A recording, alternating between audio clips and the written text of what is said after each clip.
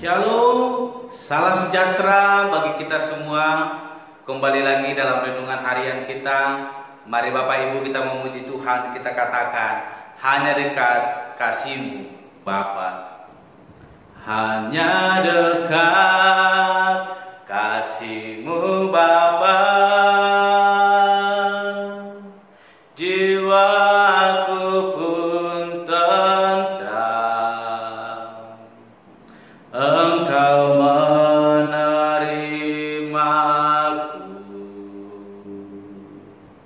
dengan sepenuhnya, walau dunia melihat rupa, namun Kau memandangku sampai ke dalaman hatiku.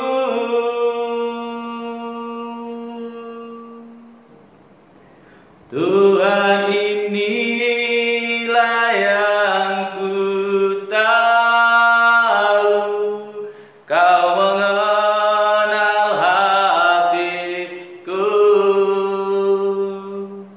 jauh melebihi semua yang terdekat sekalipun.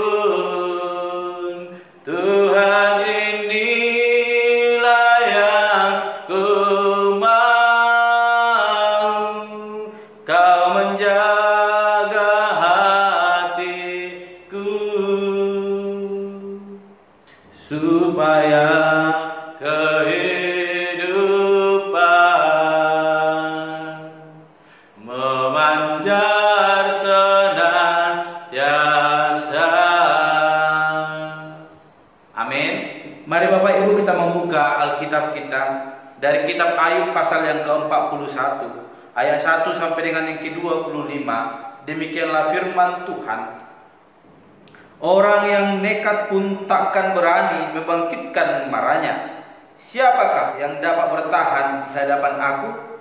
Siapakah yang menghadapi aku yang kubiarkan tetap selamat? Apa yang ada di seluruh kolong langit adalah kepunyaanku. Aku tidak akan berdiam diri tentang anggota-anggota badannya, tentang keperkasaannya dan perawakannya yang tampan. Siapakah dapat menyingkapkan pakaian luarnya, baju tiranya yang berlapis dua? Siapakah dapat menembusnya? Siapakah dapat membuka pintu mencongnya? Di sekeliling giginya ada kengerian. Punggungnya adalah perisai-perisai yang bersusun, terlekat rapat seperti meterai. Rapat hubungannya yang satu dengan yang lain, sehingga angin tidak dapat masuk. Yang satu melekat pada yang lain, bertautan tak terceraikan lagi. Bersinnya menyinarkan cahaya, matanya laksana merekanya fajar. Dari dalam mulutnya keluar sulu dan berpancaran bunga api. Dari dalam lubang hidungnya mengepul uap, bagaikan dari dalam belanga yang mendidih dan menggelekan isinya. Napasnya menyalakan bara dan nyala api keluar dari dalam mulutnya. Di dalam tengkuknya ada kekuatan berlompatan di hadapannya.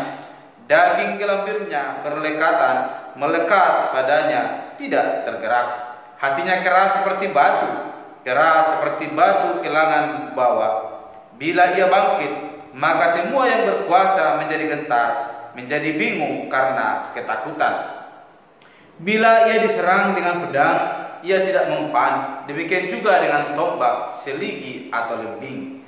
Besi dirasanya seperti jerami, tembaga seperti kayu lapuk. Anak panah tidak dapat menghalau dia. Batu umban seolah-olah berubah padanya menjadi jerami. Gada dianggapnya jerami, dan ia menertawakan desingan lembing. Pada bagian bawahnya ada tembikar yang runcing. Ia membujur di atas lumpur seperti pengeretan pengiring. Lubuk dibuatnya berbual-bual seperti periuk. Laut dijadikannya tempat memasak campuran rempah-rempah. Ia meninggalkan jejak yang bercahaya. sehingga samudra raya disangka orang rambut putih. Tidak ada taranya di atas bumi. Itulah makhluk yang tidak mengenal takut. Segala yang tinggi takut kepadanya. Ia adalah raja atas segala binatang yang ganas. Amin. Bapak Ibu saudara yang terkasih, kita kembali merenungkan firman Tuhan dari kitab Ayub pasal 41 ayat 1 sampai dengan yang ke-25, bagaimana menceritakan tentang kekuasaan Allah, tentang keperkasaan Allah, tentang kemuliaan Allah yang begitu luar biasa, yang menyatakan bahwa tiada satupun yang dapat menandingi kekuatan Allah. Sekalipun mungkin ada tombak, ada lembing, ada umban batu yang ingin boleh menandingi, itu hanya seperti jerami yang datang menghampiri. Bapak Ibu saudara yang terkasih, dalam perenungan kita hari ini saya memberikan tema bagi kita semua, yaitu merendahkan hati di hadapan Allah. Sekali lagi, merendahkan hati di hadapan Allah. Tema kita hari ini berkaitan sesuai dengan tema yang semalam, yang dimana berkata berdiam diri sejenak. Ketika kita mau berdiam diri, berarti kita mau merendahkan hati kita di hadapan Allah. Orang yang mau boleh merenungkan kebenaran firman Tuhan adalah orang yang senantiasa merendahkan hatinya di hadapan Allah dan rindu untuk boleh menerima tuntunan, bahkan melakukan kehendak daripada Allah. Bapak Ibu saudara terkasih, kita kembali belajar dari kehidupan Ayub. Bagaimana Allah menentang Ayub atas setiap keluh kesah yang dia boleh sampaikan kepada Allah. Allah tidak melarang kita untuk berkeluh kesah ketika itu adalah sesuai dengan kehendak Allah. Namun ketika kita mulai menyalahkan Allah, ketika kita mulai tidak percaya kepada Allah, Allah membenci hal demikian. Namun ketika kita menyampaikan apa yang kita rindukan kepada Allah, apa yang kita inginkan kepada Allah, dan kita melakukan kehendak Allah, maka Allah akan bekerja dalam hidup kita. Apa yang kurang yang telah Tuhan berikan kepada Ayub, semua telah Tuhan berkati.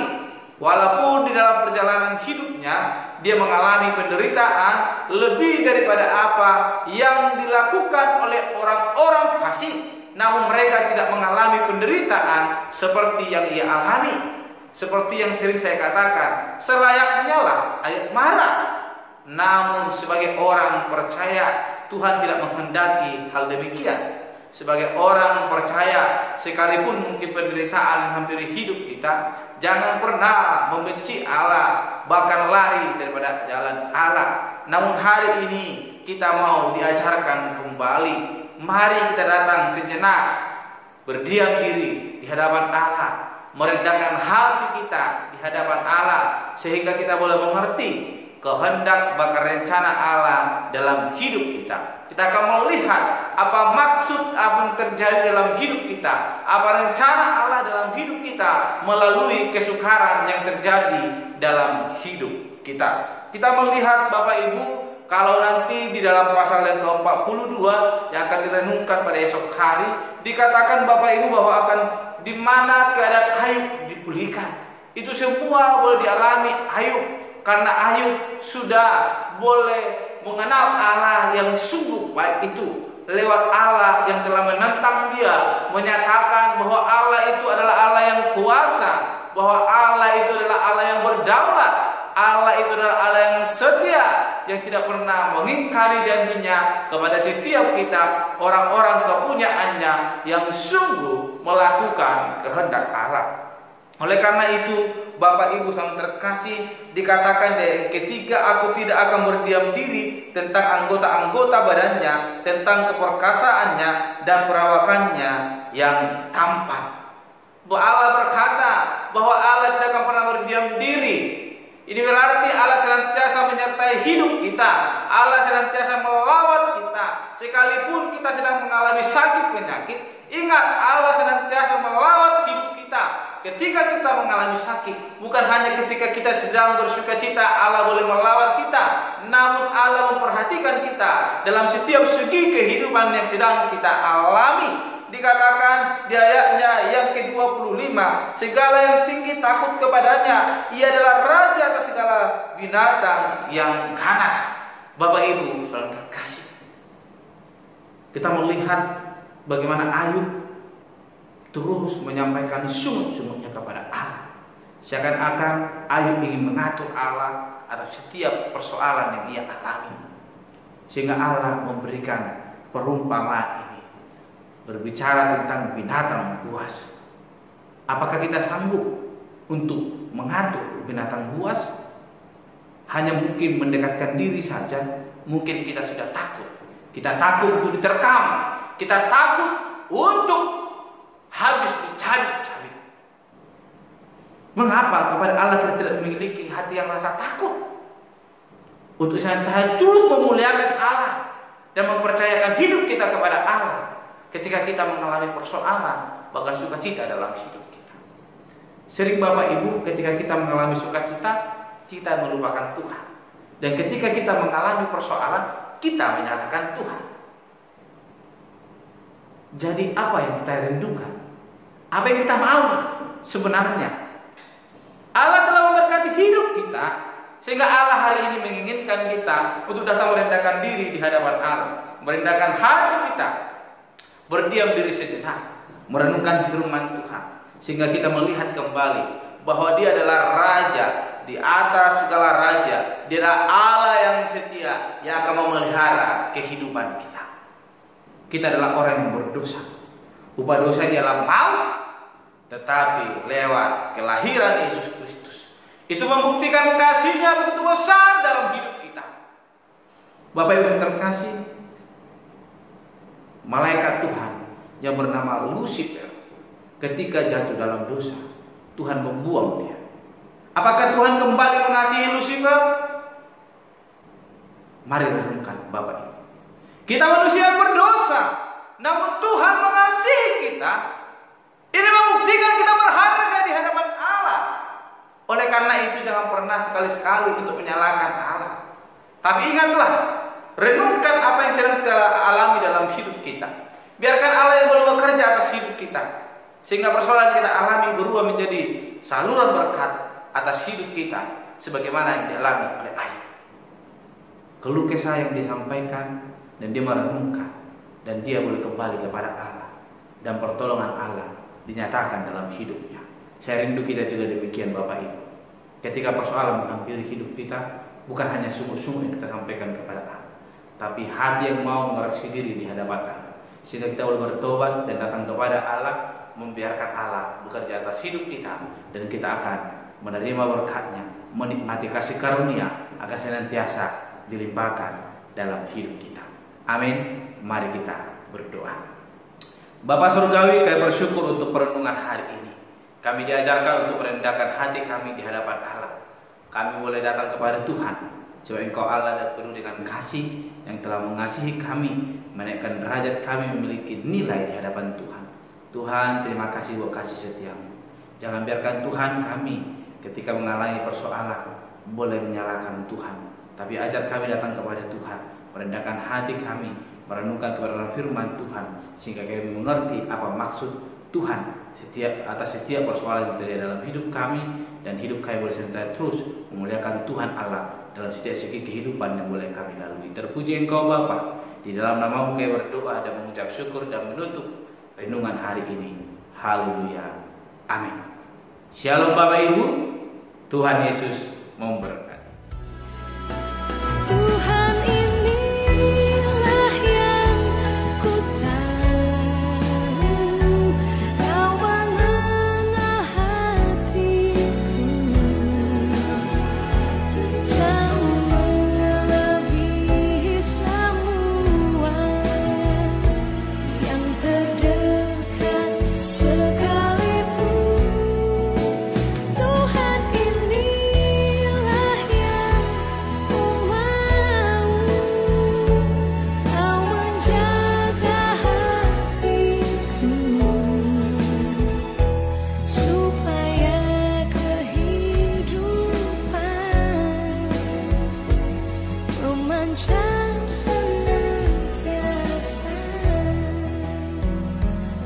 supaya kehidupan